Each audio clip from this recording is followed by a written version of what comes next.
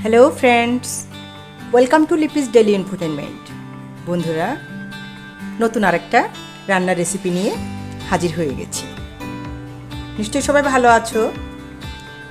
আজকে বন্ধুরা দেখাতে যাচ্ছি শিং মাছের ডিম দিয়ে কি করে শাপলা রান্না করতে হয় বা ভাজি করতে হয়। প্রথমে কড়াইতে তেল দিয়ে দিয়েছি। তেল গরম হচ্ছে, এই ফাঁকে দেখে নাও কেমন কালো জামের মতো গোটা গোটা শিং মাছের ডিম। এক্ষেত্রে বলে রাখি, শিং মাছের ডিমটা যদি একটু পরিপক্ক হয় সেক্ষেত্রে খেতে আরও বেশি মজা হয়। আর ডিমগুলো একটু নতুন ধরনের, তাই একটু গলে যাওয়ার সম্ভাবনা থাকে। সেক্ষেত্রে আমি লবণ না দিয়েই কিন্তু ভাজছি, হলুদ লবণ কিছুই দিচ্ছি না, কারণ লবণ দিলে আরও গলে যাবে। এই একটা ট্রিক্স বলতে পারো। বন্ধুরা, ডিমটা ভাজা হতে থাক, তার মধ্যে যে সকল বন্ধুরা আমার চ্যানেলে নতুন দেখছো, এখন পর্যন্ত সাবস্ক্রাইব করোনি, তাদেরকে রিকোয়েস্ট করছি অবশ্যই সাবস্ক্রাইব করে বেল বাটনটা প্রেস করে দেবে। ঠিক আছে বন্ধুরা, ডিমটা ভাজা ভাজা যখন একটু হয়ে আসবে তখন লবণ ছিটিয়ে দিচ্ছি উপর দিয়ে। এরপর এভাবে উল্টে পাল্টে ভেজে নেব একটু ভালো করে, যতটা কড়া করে ভাজা যায়। যেহেতু নতুন ডিম, তাই ডিমগুলো কিন্তু একটার সঙ্গে একটা লেগে গিয়েছে। এটাকে আমি কিভাবে কি করতে হয় সেটা আমি দেখিয়ে দেব। আপাতত এইভাবে ভেজে ভেজে নামিয়ে নেব।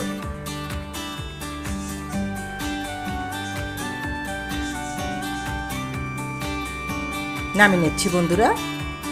এবার ওই ফ্রাই প্যানে তেল দিয়ে দিচ্ছি, আর 4-5 কোয়া রসুন কুচি করে রেখেছিলাম।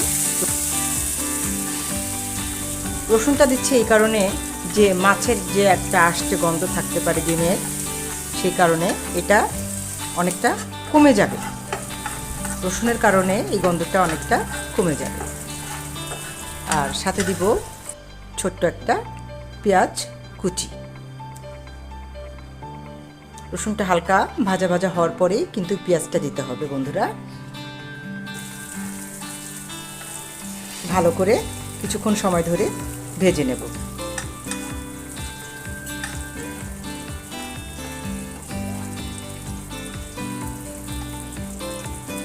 এবার দেখো বন্ধুরা, আমি যেহেতু শাপলা করব, শাপলাতে কিন্তু হালকা লবণ মাখিয়ে রেখেছিলাম অনেক আগেই, প্রায় 10-15 মিনিট লবণ মাখিয়ে রেখেছিলাম।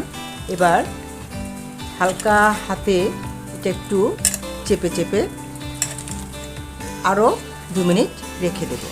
এতে করে শাপলার ভিতরে যে জল থাকবে সেটা কিন্তু বের হয়ে যাবে। আর এই জল থাকা অবস্থায় যদি আমি রান্না করতে যাই তাহলে কিন্তু শাপলাটা একদম ঘন্ট হয়ে যাবে, বলতে গেলে সমস্ত নরম হয়ে গলে একদম ঘন্ট বিচ্ছিরি অবস্থা হয়ে যাবে। যার কারণে এই লবণ মাখিয়ে রাখা এটাও একটা টিপস অ্যান্ড ট্রিক্স। এবার দেখো কত জল বের হবে। এই জলটাকে এভাবে চেপে চেপে বের করে দিয়ে তারপরে কিন্তু ভাজি করতে হবে, তাহলে দেখবে একদম ঝরঝরে সুন্দর শাপলা ভাজি হবে। আর এত চাপ দেওয়ার ফলে শাপলার কিন্তু কোনো ক্ষতিই হবে না। যখন সে আগুনের তাপে আসবে তখন কিন্তু সে আবার সে আগের যে তার ধরন বা তার যে রূপ, সেই রূপেই কিন্তু সে ফিরে আসবে। ঠিক আছে বন্ধুরা, এভাবে সমস্ত শাপলাগুলোকে চেপে চেপে বাড়তি জল বের করে দিয়ে ফ্রাই প্যানে দিয়ে দিচ্ছি।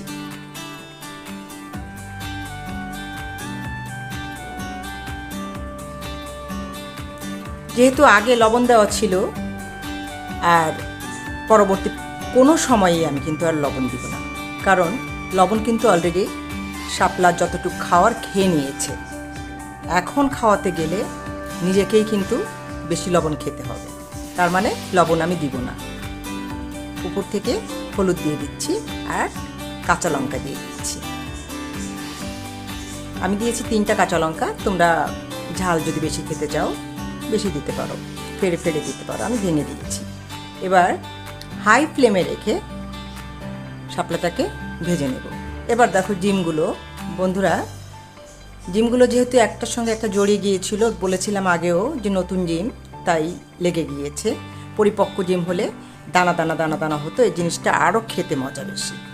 কি আর করা, এটা এর উপর তার আমার হাত নেই, এই ডিম দিয়েই করে দেখাচ্ছি। এবার হাত দিয়ে ভেঙে ভেঙে যতটা সম্ভব ছাড়িয়ে নিয়ে শাপলার সঙ্গে মিক্স করে দিব। সবগুলো দিচ্ছি না আমি, কিছুটা আবার আলাদা করে রেখে দিয়েছি, যা পেঁয়াজ দিয়ে পরবর্তী পর্যায়ে বা একটু পরে আবার নতুন একটা আইটেম করে আমার ছেলের সামনে দেব। বন্ধুরা, আজকের ভিডিওটি যদি ভালো লাগে অবশ্যই লাইক, কমেন্ট আর শেয়ার করতে কিন্তু ভুলো না, ঠিক আছে?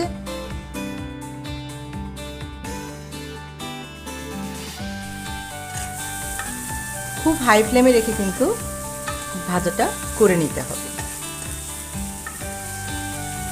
ফ্লেম ঠিক না হলে শাপলা গলে ঘ্যাট হয়ে যাবে, বুঝতেই পারছো। বন্ধুরা, দেখতে দেখতে সাবস্ক্রাইব করেছো তো? যদি না করে থাকো এখনও, অবশ্যই একটু করে বেল বাটনটা প্রেস করে রেখো, যাতে করে আমার পরবর্তী সকল ভিডিওর নোটিফিকেশান ঠিক সময় মতো তোমাদের কাছে পৌঁছে যায় আর তোমরা তা দেখতে পারো। আর অবশ্যই কমেন্টস করে জানিও কিন্তু রেসিপিটা কেমন ছিল। না জানালে বুঝবো কী করে কাজে আসছে কি না, ঠিক আছে? আসলে রান্নাবান্না আমরা সকলেই জানি, কিন্তু তারপরে একটু ঘুরে ফিরে রান্নাবান্না করতে সবারই ভালো লাগে। ঠিক আছে বন্ধুরা, আজকের ভিডিও কিন্তু এই পর্যন্ত ছিল। পরবর্তী পর্যায়ে আবার নতুন কোনো ভিডিও নিয়ে ঠিক সময় মতো তোমাদের কাছে চলে আসবো।